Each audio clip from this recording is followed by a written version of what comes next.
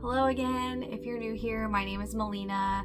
I'm a professional photographer slash multi-passionate artist. I feel like I need to make some more videos with different types of content in them.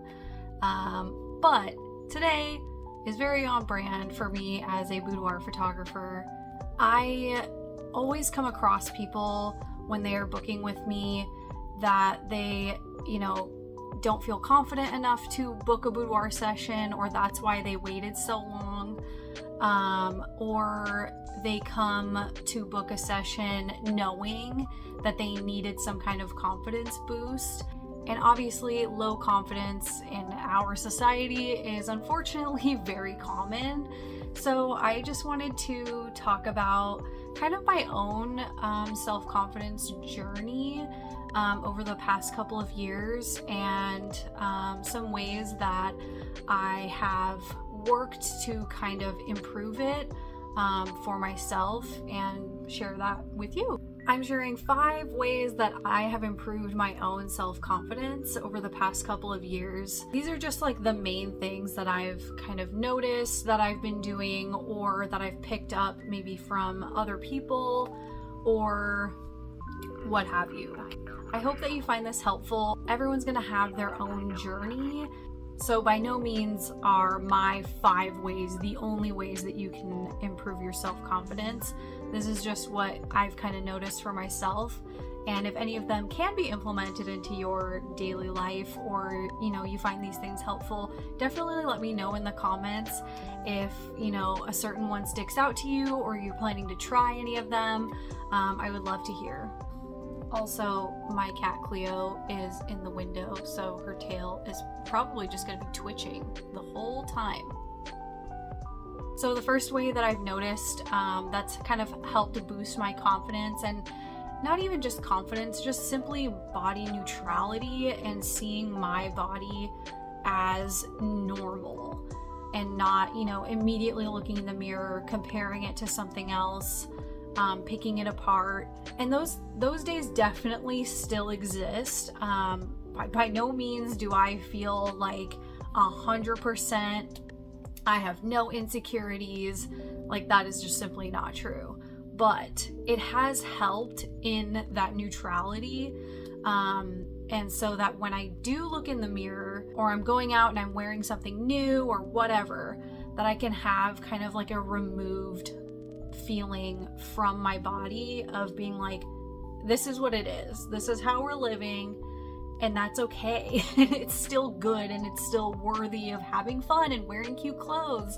So the first thing really was getting ready in front of the mirror naked. I often will just start getting ready straight out of the shower. And so I started being able to do this once I finally didn't have roommates. And I just love the feeling of like being able to be nude in the house. Nude neighbor. It's me. But this process of, spending probably an hour, depending on what I'm doing, an hour or more getting ready in the morning, being able to see my whole self in the mirror that whole time, it really just got me used to seeing my body. I would see it from different angles, even not on purpose. I'm curling my hair. I gotta turn this way to see the back of my head, so I'm seeing a different angle. We're leaning in, so we're seeing a different angle. We're leaning away, so we're seeing a different angle. And this practice kind of helped me to just seeing, repetition. Repetition is really important, and seeing my body over and over again in the mirror just made it more normal to me. It became less foreign, and I think that has helped a lot with body neutrality. The second thing that has inspired a newfound confidence has been finding my personal style. And this has been super recent. I somehow found or fell into thrifting, secondhand, and styling YouTube videos. I don't know how that happened. These are some people that I have been watching that I've been loving, been inspiring me to find my personal style, to try some new things out, And I just feel so good when I'm like wearing an outfit that I love and I'm super inspired by and feels really me. And so that has helped a lot. Like I want to get dressed in the morning. I feel good in my clothes because I know that like I took the time to style it. I took the time to like pick every little piece out, and then I get to wear my full masterpiece all together. I actually forgot I was cleaning and then I forgot my cardigan, which is like the whole cute part of my outfit. But my earrings are pretty cute. Anyway, finding my personal style has definitely helped a lot. And it was easier than I thought, with the help of watching YouTube videos on how other people style their clothes and just, pushing myself every day to actually get dressed and, be thoughtful and intentional about, be thoughtful and intentional about what I'm wearing.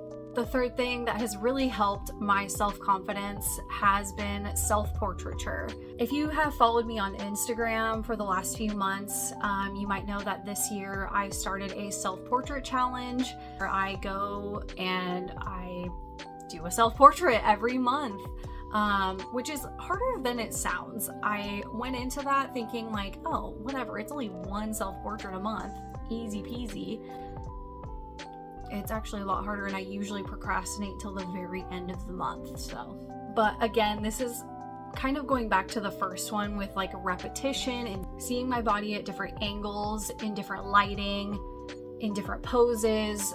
All of that has really, really helped. Again, it's taking the time and, putting intention into something for myself that I also just think boosts my confidence. Like I can slice out some time for me because I am worth taking time for. I'm worth giving something attention and creating something with intention. And self-portraiture really just like checks all those boxes for me. I definitely have to go into like a full video. Like self-portraiture and my whole journey with that is like so much. So I'll talk more about that in another video. Maybe once I hit like the 1 year mark of starting that self-portrait challenge. So but seeing myself in photographs also has really helped with that body neutrality, just making my body normal to my eyes, from just seeing it over and over again. So that has really helped a lot. Number 4 is probably the easiest one and something that you can definitely do right away if you're wanting to kind of help boost your own confidence, and work on it like a self-love journey. And that is auditing your social media.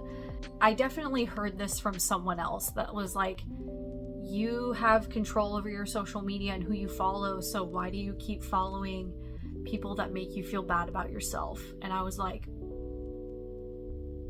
I don't know. So I went through my entire list of people that I was following, and I would either unfollow or mute accounts of people that, for whatever reason, it had nothing to do with them personally. It was all me. Like, I am playing the comparison game. It's nothing personal to the person that I unfollowed or muted. It was simply my own projection of feelings. And so I would unfollow or mute them so that I wouldn't be able to see them. I wouldn't be able to have their posts or their stories or whatever to compare myself to, which made it a lot easier for me to go into the next one, which is more positive self-talk and actually lessening negative self-talk, because the comparison game is so nasty. Yeah, so auditing your social media is a super easy way to kind of just clean up a little bit and also put some boundaries on accounts that are making you feel bad about yourself, or you're just feeling like you're comparing yourself to them a lot in a negative way. And it's super easy. You can do it in like, a few minutes. Instead of scrolling for a few minutes, just scroll through your following list and and clean it up a little bit. Mute. You don't even have to unfollow. You can just mute accounts so that you don't see them.